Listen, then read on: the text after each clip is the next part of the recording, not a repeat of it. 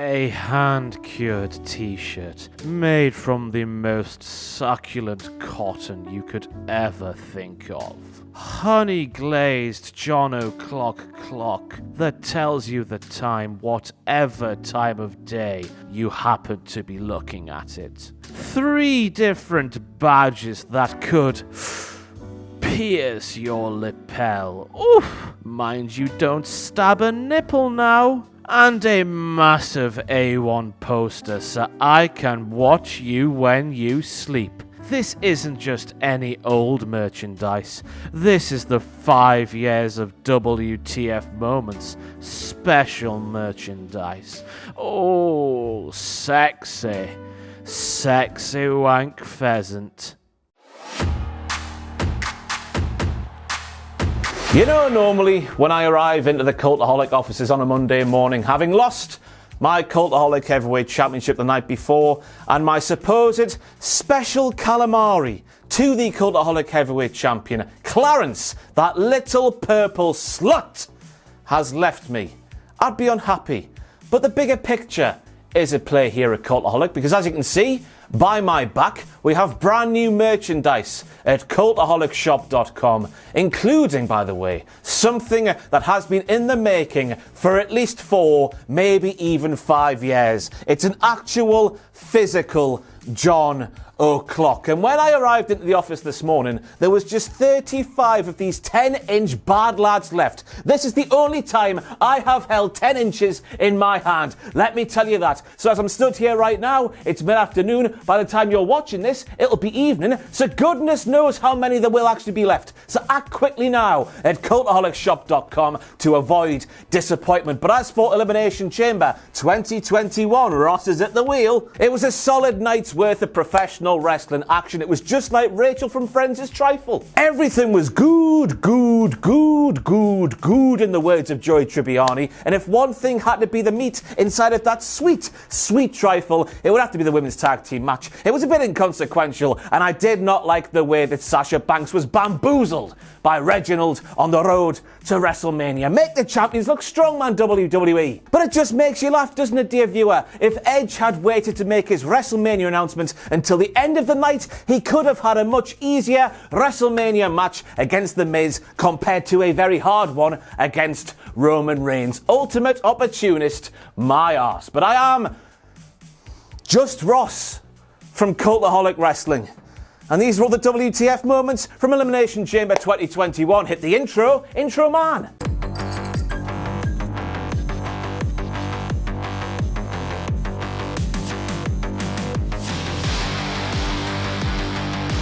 And we're kicking things off with a direct quote from one Charlie Carruzzo when she said, "We have a panel of fantastic men, in my opinion. Soy un rey, campeon, Booker T." Yes, Charlie, everyone knows that Booker T is a fantastic and very, very silly man. But the other two, you think they're fantastic? That's got to be a heel turn in my book from you, Charlie Carruzzo. And I know what you're saying at home right about now, but Charlie stopped that poo-stirring interviewing style a long time ago. She was being nice, and now that, thinking JBL's a fantastic man, that's a heel turn. But speaking of Jon, it's Jon O Clock, you bastard! Once again, cultaholicshop.com to get your mittens on a fantastically girthy 10 inches of JBL. And oh aye, the WTF moment here has to be the fact that WWE booked JBL for an Elimination Chamber kickoff show. We all know, don't we, everybody? 2017, it says hello. JBL and Elimination Chamber, they do not go together very well indeed. Oh, he's at the bloody double, everybody! It's Jon O Clock again! An actual WTF moment now to do with that twat known as JBL, as Charlie Carruzzo asked the panel, lads, who do you see facing Roman Reigns for the Universal title last night? JBL then starts waffling about asymmetrical odds and betting the field against something I had no idea what he was speaking about until he said, well, I can't bet against Randy Orton. I'll bet on Randy Orton every day of the week, twice on Sunday. And I was sat there thinking, JBL, I wish I was your bookmaker. I'd be making all of the money. And that's, of course, because Randy Orton was not in that Elimination Chamber match, John. He was in the other one. You feckin' idiot. Then we have Booker T suggesting that Kevin Owens will be the man to once again face Roman Reigns with the Universal title on the line. And Charlie Carruzzo, which, by the way, is the next WTF moment, she pipes up and says, ooh, Roman won't want to see him. And I was sat there thinking to myself, Charlie, are you high? Are you high, Charlie? What are you smoking, pal? Roman Reigns is quite literally allergic to losing to Kevin Owens when Kevin Owens is 100% fit. Imagine Kevin Owens coming out of Elimination Chamber match and facing Roman Reigns. Roman would be laughing. He'd be ruffling, he'd be lamowing, he'd be pumasilling, he'd be lolling, he'd be doing all of the laughs because a battering Bruce KO, no chance against Roman Reigns, as much as that breaks my heart to say. And then the kickoff panel sat there and wondered if Ric Flair could be the biological father of Lacey Evans' unborn child. You know Lacey Evans, everybody. The same Lacey Evans whose lovely, lovely, lovely real-life family is actual canon in WWE. The same Lacey Evans whose lovely other daughter features in an advert with Lacey Evans that they aired earlier on in the kickoff show last night. I'm just asking, why do we need to go down this awkward route every single time, WWE? A route that was made even more awkward when Booker T tea time said the following sentence, word for word verbatim. This came out of Booker T's mouth. My daddy had me when he was 59 years old, so don't tell me Ric Flair can't still roll up space mountain. As I say, WWE, why do we need to go down that route most, if not every single time? Just congratulate the lady for being pregnant, thank the unborn child for getting you out of the horrible mess that was Charlotte Flair versus Lacey Evans with Ric Flair, and just move on. Congratulations, Lacey. And I've got to call bull bollocks on Sonya Deville calling Nia Jax and Shayna Baszler Shania, by the way, that's their official tag team name now. I've got to call bull bollocks on Sonya calling that tag team there a well-oiled machine. So well-oiled, Sonya, they literally can't even walk through a door properly. Not to mention the fact their tag team is quite literally a story of two tag team partners who don't like each other but stay together because they win some championships.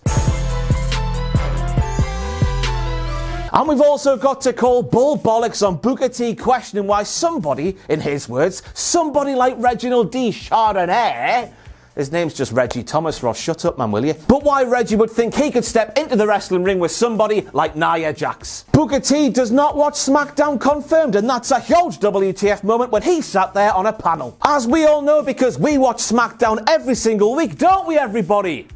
Yes, we do. It's a good wrestling show. Why am I being sarcastic? I've got no idea. But Reginald D. Chardonnay, as I will call him forevermore, he does things even Ricochet could only dream of doing. He moves like nobody I have ever seen before. The disrespect from WWE to Reginald D. Chardonnay is unacceptable. So then we learned the US title match was not going to happen as advertised. So to keep things a triple threat, we're going to have a match on that kickoff show to have a winner to go into that triple threat match to fill Keith Lee's void. But then we have a Raw Women's Championship match, which obviously, because of Lacey Evans, could not happen as advertised, and it's just cancelled. Now, normally this sort of thing would not bother me in the slightest because last night's main card was 2.5 hours from start to finish, and that is a fantastic length. Everything's phallic today, isn't it? But I'm only making this a WTF moment because Asuka, as Raw Women's Champion, is nothing more than an afterthought, and that was further rubber stamped right there by that match with Lacey Evans just being cancelled instead of a replacement filling Lacey's void. Just remember last spring, man, Asuka was literally carrying episodes of Monday Night Raw, and as we head towards this spring, she's nothing anymore, and it's just too sad to see. Somebody needs to tell those two that automatic rematch clauses in WWE, they were scrapped a long time ago. A rule that WWE not only put on themselves, but they always stick to and never ever break. They never break it, do they? They put these rules on themselves all the time and they never break them. I've got to be honest with you, everybody, I literally could not give a toss about Jackson Riker not being on that kickoff show last night alongside Elias. I mean, I could not be asked any less, everybody. I reckon Elias is far better off on his own than he is with Jackson Riker, but the fact that Jackson Riker was not on the kickoff show last night and there was no explanation whatsoever, I guess it's a WTF moment. But then the very sight of Elias made Tom Phillips face fornicate the poo out of a line on WWE commentary. I think that just got this video demonetized. When Tom claimed that Elias had never ever won gold in WWE before, and I was left asking myself, Tom Phillips, is the 24/7 title a joke to you?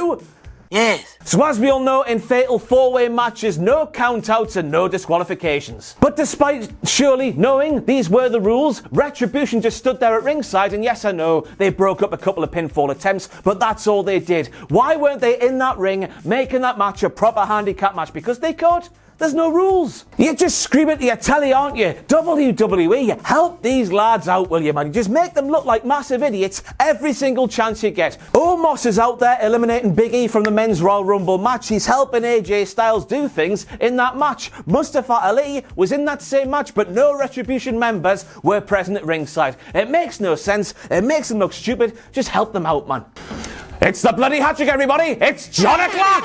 So then, after recognising his massive whoopsie from earlier on in the kickoff show where he predicted that Randy Orton would win a chamber match he's not even in, JBL heard Peter Rosenberg say the name Roman Reigns and JBL went off on one. He said in that WWE Championship chamber match, you've got to face 5 former WWE champions just to get to that match, that Universal title match against Roman Reigns. And I asked the question again, what is it about JBL and Elimination Chamber? He's Texas two-stepping like a twat, arse over tit, down the ramp one year, and this year. He had a mare, we all have them, but it's funnier because it's John. So then, if we're not counting 15 full minutes of entrances to start off last night's pay-per-view, talk about filling time, WWE. If we're not speaking about big baldy bastard Baron Corbin seemingly knocking 7 shades of SHI out of the back of Daniel Bryan's poor little head. And if we're not speaking about the camera work that was way too close to the action for you to actually see what was properly going on, we had to wait 35 full minutes for our first proper WTF moment as part of that main card. And that's a WTF moment by itself, I guess, but more about that WTF moment now. And that's because Corey Graves said if it wasn't for Jey Uso, Kevin Owens would be Universal Champion now. And I was thinking to myself, Corey, since when was Jey Uso crooked? WWE official Jason Ayers, who was the referee who stopped counting for no reason whatsoever at the Royal Rumble event of 2021. The last time I checked, they're 2 different men. Maggle. And then Maggle Cole said the same thing, guys. Isn't he so cool? Ugh. And I was left asking the question, just how many fivers did Jason Ayers slip the commentary team before last night's show went on the air? Maggle. And we've got to ask the question, don't we? Why is Maggle Cole calling any Jey Uso splash a frog splash, guys? Soul destroying, isn't it? And that's because we all know, don't we, everybody, that Jey Uso has never, ever felt froggy. Whatever that actually feels like. Maggle. And I like to think as Roman Reigns' music started playing during last night's main card as he was sauntering his way down the ramp to face a beaten and battered Daniel Bryan, Maggle Cole forgot what year it was. I like to think that Maggle Cole just heard the start of Roman Reigns' theme, dun dun, dun dun, dun dun, dun dun. And because Maggle Cole is trained to be a Pavlovian dog like we all are as human beings, he heard the sound, he thought what to do, and he thought to shout, "Here comes the dog!" Before he remembered, of course, that Roman Reigns is now a heel. He's now an arsehole, and Maggle Cole cannot get excited when Roman Reigns is coming down to the ring. So it was changed on the fly to "Here comes the head of the table!" I'm only making this a WTF moment because Maggle Cole has not sounded that excited about Roman Reigns turned heel. Maggle Cole forgot where he was. Pass it on. And I tell you what, it's a good job that WWE had that surprise pointing at the WrestleMania signed pyro ready, isn't it? How did they know what Edge was going to do? Hang on a second. Dun dun dun dun dun dun dun dun dun. And Edge, they must be in cahoots. But then again, you think to yourself, what about SummerSlam 2019 when Edge made an entrance and Edge wasn't even given his pyro? What's going on here? If you know what's going on, let me know down there. Bad Bunny. You're a Bad Bunny. I know it's not the first time people have said this, but Bad Bunny slaps. Sayonara, Campion, Booker T. You get it because it means 2 different things. Yes, I'm making Bad Bunny's very meaty slap on The Miz a huge WTF moment, quite frankly because it is the biggest potato I've seen on my screen since George was there. First off, I think that gear is absolutely horrible, but secondly, and more importantly, there's no M. Riddle is no more, it would appear. You look at his arse, there's no there either. It's the end of an era. Finally, that massive idiot has realised, my name doesn't have an M in anymore. My name's just Riddle now. Oh, he's funny, isn't he? But you got to ask yourself, don't you, everybody, what took him so long to realise the M no longer has to be there? It's the end of an era. That's a joke. He'll always be known on these videos as Riddle. And I tell you what, that was literally my face right there when I saw Riddle win the United States Championship. Not only did he do that, but he also proved he's actually quite smart. And that's because, as we all saw last night, MVP was hobbling around the ringside area with a massive crutch, a weapon. MVP was watching his client, his business partner, Bobby Lashley, fighting a triple threat match. Once again, everybody, no disqualifications and no count-outs. So we live in a world now where the very shrewd businessman MVP doesn't realise he can do something that Riddle realises he can do. We now live in a world where Riddle is smarter than MVP. The guy who goes just like there, he's smarter than MVP. That is the most unflattering thing I've maybe ever done on camera. And I simply cannot believe when those two there were having that very secret conversation, WWE did not take us back to nicer times by playing this music.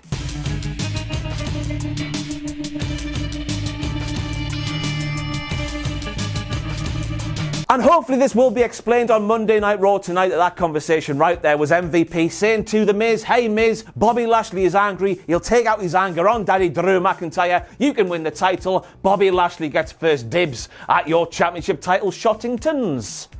Hopefully they explain that. And then we've got to make WWE airing Daddy Drew McIntyre's promo from Monday Night Raw a very long time ago where he's saying, anyone who deserves an opportunity at my title, they'll go and get one. Dolph Ziggler hasn't won a match in 5 years, but he had a program last summer. Seth Rollins loses to Kevin Owens at WrestleMania. He got one. The Big Show, he got his shot in the real main event of WrestleMania 36 out of nowhere. Poof! And the Big Show was there. That was strange, wasn't it? Randy Orton won the title in a match too far in that series when surely he'd lost enough times to not get another shot. And then, of course, you think about Goldberg just rocking up and going, hey, you're disrespectful, you, even though you're not Drew McIntyre, don't believe a word that Goldberg says. And Goldberg gets a shot out of nowhere as well. A very weird promo for WWE to air there. So then we see Kofi Kingston making his way down to the ring, and because of Elimination Chamber 2009 and because of the apparent threat of Mustafa Ali, he was looking behind him, checking behind him, just in case somebody was to attack him like Edge did way back in 2009 and take his spot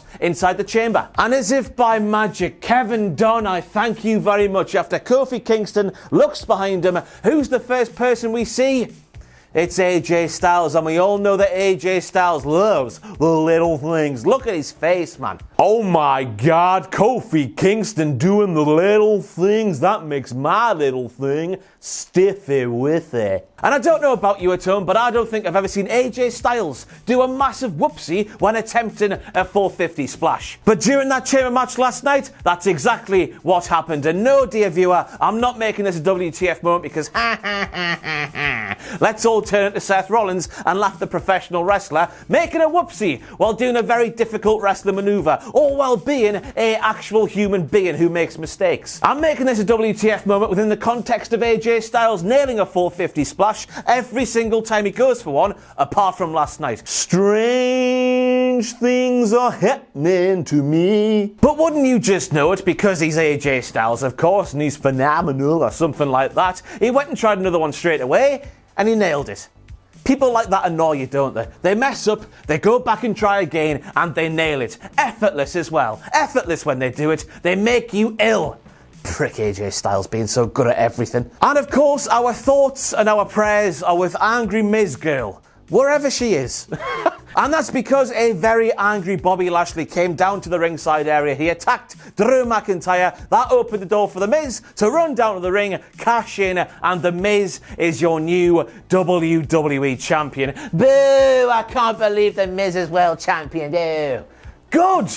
That's the reaction you're supposed to have. He's a bad man. Don't be upset about him, man. I know the reasons for you being upset might not be what WWE want them to be, but he's a heel. He's a heel. You being upset, that is fine. The Miz is winding you up. That's a good thing. That means he's playing his role in this story against the noble Daddy Drew McIntyre very well indeed. And I said to you, didn't I? That first pay-per-view on Peacock is next month. Fastlane. So I reckon there we'll see Bobby Lashley win the title off The Miz. Bobby Lashley then goes on to WrestleMania, defends against Daddy Drew, and then with fans presumably inside the arena, Daddy Drew McIntyre gets the pop he didn't get at WrestleMania 36. Oh, it's going to work out lovely. Just imagine those men slapping all kinds of meat.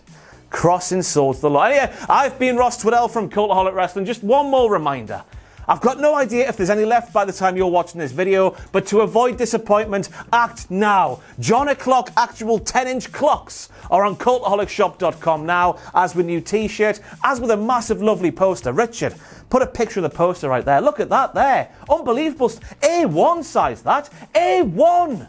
Huge, I tell you. Takes up the entire wall just about. I've got 3 different pins on there as well. 2 of these WTF logos. That's the W from AEW. That's the T from the old name redacted WTF Moments series. And that's the F from the current WWE WTF Moments series. That's the story of that badge there. Badges, t-shirts, clock, poster. I think that's just about it. Lovely stuff. So that's it for this video then. Thank you very much for watching, and more importantly, thank you for all your support over the past 5 years. Quite frankly, I don't deserve it. I don't know why you're sticking by, but I'm very grateful that you are. We will, as a whole here at Cultaholic, we'd be completely buggered without you. Now I'm going for a sleep because this video was more of a mess than my hair. I've been Ross Twiddell from Cultaholic Wrestling. Thank you for watching. Good evening.